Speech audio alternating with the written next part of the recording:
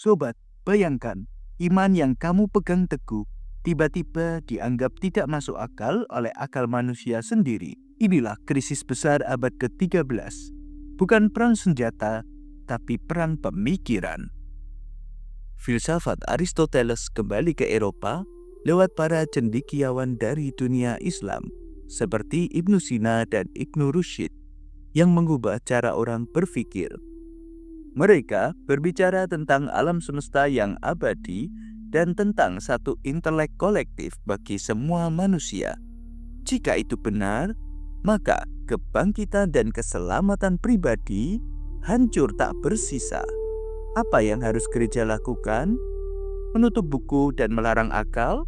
Atau menghadapi badai ini dengan keberanian iman? Dan jawabannya datang dari seorang pemuda pendiam yang oleh teman-temannya dijuluki si lembu bodoh.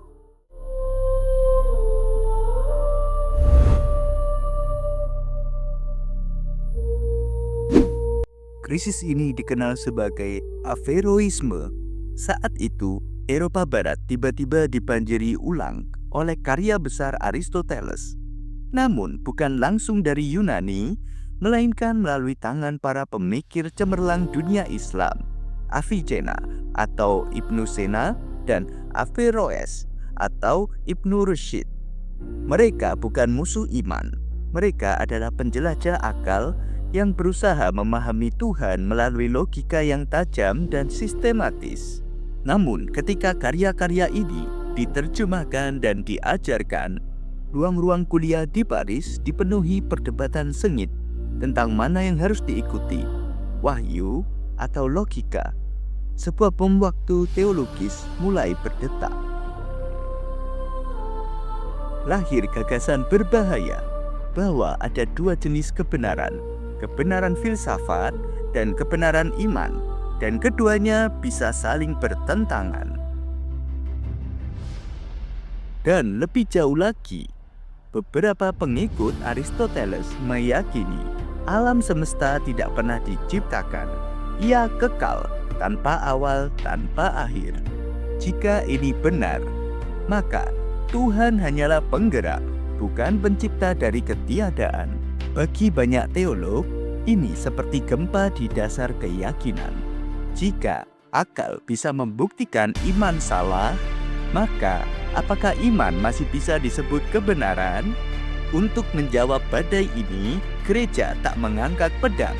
Ia memanggil seorang pemuda yang pendiam, yang kelak menjinakkan logika dengan iman. Namanya Thomas Aquinas.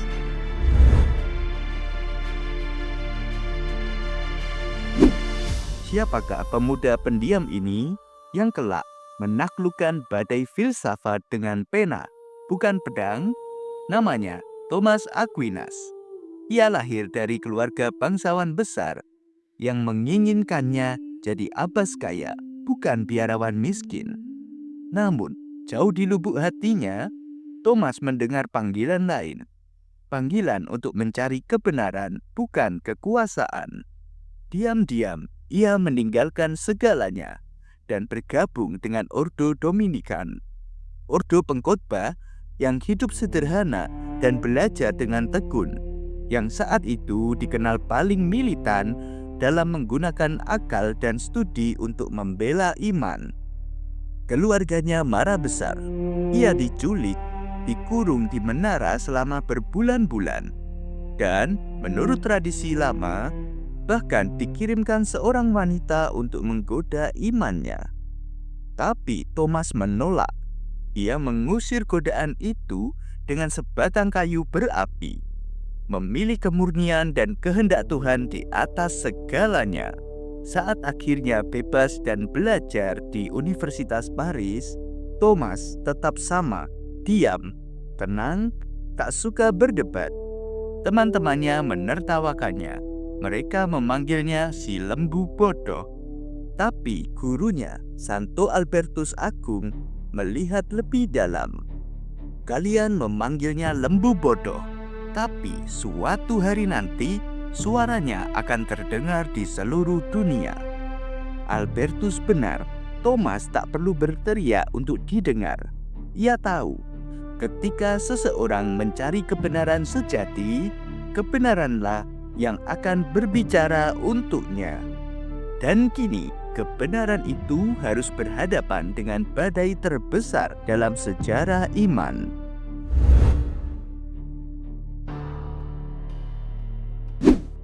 Thomas Aquinas tahu, perang terbesar abad ke-13 bukanlah perang pedang, melainkan perang ide. Dan untuk menaklukkannya, ia tidak bisa lari dari akal. Ia harus menghadapi para filosof di medan mereka sendiri, yakni logika. Tapi, dua ide berbahaya sudah terlanjur menyebar dari interpretasi Aristoteles oleh para filosof Muslim dan Eropa. Gagasan tentang kebenaran ganda dan alam semesta kekal. Bayangkan sobat, ada yang bilang, ya sudah, biarkan saja. Iman benar di gereja, filsafat benar di kelas. Dua-duanya jalannya sendiri-sendiri. Kedengarannya toleran ya, tapi berbahaya. Thomas Aquinas berdiri tegak. Kebenaran tidak bisa saling bertentangan. Karena Allah yang menciptakan akal budi kita adalah Allah yang sama, yang mewahyukan iman pada kita. Kalau logika benar-benar digunakan dengan jujur, ia tidak akan pernah melawan iman. Ia justru menuntun kepadanya. Makanya Thomas berkata, iman dan akal budi adalah dua sayap yang membawa jiwa manusia terbang menuju kontemplasi kebenaran. Nah, gimana sobat? Udah mulai pusing belum? Santai aja, bahkan murid-murid Thomas Aquinas dulu juga banyak yang bengong pas dia mulai ngomongin logika dan metafisika. Tapi inilah bagian yang paling keren. Thomas Aquinas bukan cuma mau menjawab orang beriman. Ia mau menunjukkan bahwa kebenaran tentang Tuhan bisa dicapai oleh siapa saja, baik Katolik, Muslim, Yahudi, bahkan yang tidak percaya Tuhan sekalipun.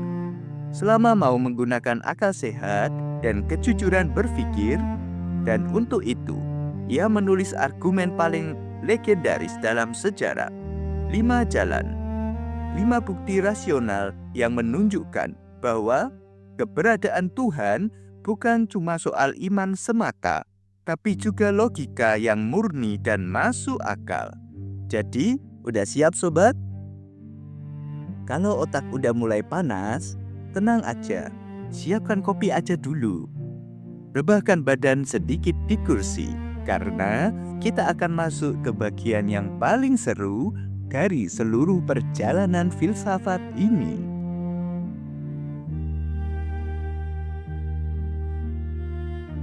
Yuk kita mulai satu persatu. Inilah 5 jalan pembuktian akal tentang Tuhan versi Santo Thomas Aquinas. Bayangkan kipas angin di rumahmu. Ia berputar karena listrik. Listrik mengalir karena pembangkit. Pembangkit karena energi dari alam dan seterusnya. Kalau kita mundur terus tanpa ujung, takkan ada yang mulai bergerak. Maka harus ada penggerak pertama yang menggerakkan segalanya tanpa digerakkan. Itulah Allah. Segalanya punya penyebab. Kamu ada karena orang tuamu. Mereka ada karena orang tua mereka, dan seterusnya. Tapi, rantai sebab akibat ini tidak bisa tak berujung. Karena, kalau tak ada penyebab pertama, tidak ada yang terjadi sama sekali. Penyebab pertama yang tidak disebabkan siapapun adalah Allah. Nah, bagian ini sering bikin pusing. Udah siap? Yuk kita pelan-pelan. Bayangkan, manusia bisa lahir, bisa juga tidak. Kita bisa hidup, tapi juga bisa mati. Artinya, kita tidak harus ada. Kalau semua makhluk seperti itu, yang bisa tidak ada, maka dulu takkan ada apa-apa sama sekali. Tapi toh, sesuatu memang ada, bukan? Maka pasti ada yang ada dari dirinya sendiri, yang tak tergantung pada siapapun, yaitu Allah. Bayangkan kamu lihat air dan lumpur. Air lebih jernih dari lumpur, bukan? Atau manusia lebih bijak dari binatang. Nah, kalau kita bisa menilai lebih dan kurang dalam kebaikan, kebijaksanaan, atau keindahan, berarti ada ukuran tertinggi dari segalanya. Sumber segala kesempurnaan itu adalah Allah. Sekarang lihat semut yang berjalan lurus ke sarangnya, atau bunga yang selalu mengikuti arah matahari. Padahal mereka tak punya akal seperti manusia, tapi tetap bergerak menuju tujuan tertentu. Mengapa? Karena ada kecerdasan tertinggi yang menata dan mengarahkan alam ini menuju tujuan yang sempurna. Dan kecerdasan itu adalah Allah. Nah, gimana sobat? Masih kuat? Kalau kamu mulai pusing, tenang. Bahkan murid-murid Thomas dulu juga begitu. Tapi keren ya sobat, ternyata dengan akal sehat saja, Thomas bisa menunjukkan bahwa Allah bukan hanya soal iman semata, tapi juga logika. Thomas tidak membuang filsafat Yunani, ia membaptisnya. Ia mengambil kekuatan logika dari Aristoteles, Avicenna, dan Averroes, lalu menggunakannya untuk membela Kristus. Ia membuktikan bahwa iman sejati tidak anti akal, dan bahwa akal sejati tanpa iman hanyalah labirin tanpa jalan keluar.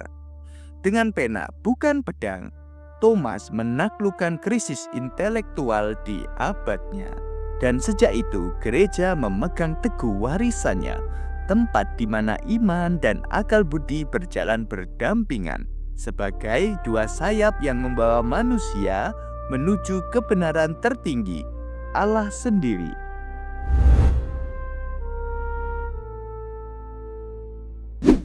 Pada tahun 1273, di akhir hidupnya, Thomas Aquinas akhirnya tiba di puncak perjalanan panjang akal dan iman. Dan di puncak itulah ia menemukan sesuatu yang tak lagi bisa dijelaskan oleh kata-kata. Pada suatu pagi saat misa, Thomas mengalami sesuatu yang luar biasa, sebuah pengalaman mistik yang membuat dunia logika seakan berhenti. Pada saat itu, dia dilaporkan mendengar suara yang datang dari salib yang berkata, "Engkau telah menulis dengan baik tentang aku, Thomas. Hadiah apa yang akan kamu dapatkan?" Pada saat itu, Thomas menjawab, "Tidak lain adalah dirimu sendiri, Tuhan." Setelah itu, ia meletakkan penanya. Ia menolak menulis satu baris pun lagi dari karya agungnya, Summa Theologiae, yang belum selesai. Sahabatnya, Pastor Reinhard di Perno memohon, "Romo, mengapa berhenti? Dunia menunggu kelanjutannya." Tapi Thomas hanya tersenyum dan berkata dengan suara lirih, "Aku tidak bisa melanjutkannya. Semua yang telah kutulis hanyalah tumpukan jerami dibandingkan dengan apa yang telah aku lihat." Bayangkan sobat, seorang imam, seorang jenius, karyanya yang setebal ribuan halaman, yang mengubah sejarah filsafat, ia anggap tak lebih dari tumpukan jerami. Orang yang pernah menaklukkan logika dengan iman, kini tersungkur di hadapan misteri. Setelah seumur hidup terbang dengan dua sayap, iman dan akal, Thomas akhirnya menyadari bahkan sayap-sayap itu pun tak cukup untuk menjangkau matahari kebenaran ilahi.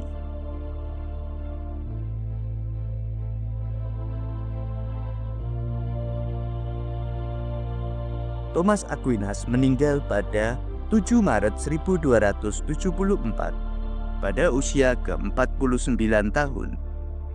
30 tahun setelah wafatnya, gereja mengangkat Thomas sebagai santo.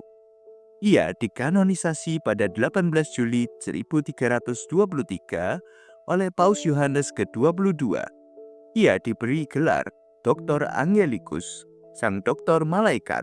Namun warisan sejatinya jauh melampaui gelar. Ia mewariskan jalan berpikir yang menyatukan iman dan akal, menjadikan gereja satu-satunya tempat di mana berpikir bukanlah dosa, melainkan bentuk tertinggi dari doa. Berabad-abad kemudian, suara yang dulu diejek sebagai si lembu bodoh masih bergema di ruang kuliah, di mimbar gereja, dan di hati siapapun yang berani berpikir sekaligus beriman. Sobat Pena Katolik, inilah warisan terbesar Santo Thomas Aquinas. Jangan takut berpikir, jangan takut bertanya, jangan takut mencari, karena siapapun yang sungguh mencari kebenaran, pada akhirnya akan menemukan Kristus sendiri. Iman Katolik bukan iman yang menolak akal, melainkan iman yang menuntun akal kembali kepada sumbernya, Tuhan itu sendiri. Dengan pena Thomas Aquinas, gereja membuktikan bahwa kebenaran tidak pernah bertentangan dengan kebenaran. Dan di antara kedua sayap itu, iman dan akal, jiwa manusia terbang menuju sang kebenaran sejati.